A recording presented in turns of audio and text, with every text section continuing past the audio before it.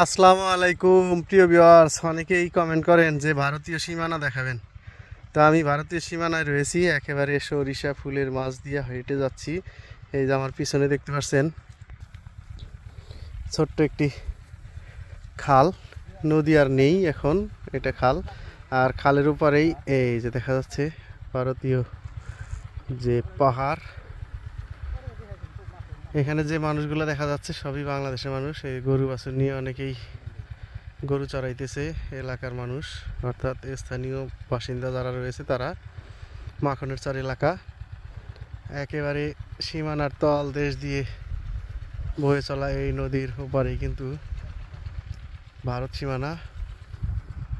তো যদি আমি দেখাই, দেখুন এই যে একটা পিলার দেখা যাচ্ছে একেবারে পাহাড়ের নিচে, সাদা ফ্ল্যাগযুক্ত, সেইটা হলো আন্তর্জাতিক সীমানা পিলার, সাব পিলার এটা।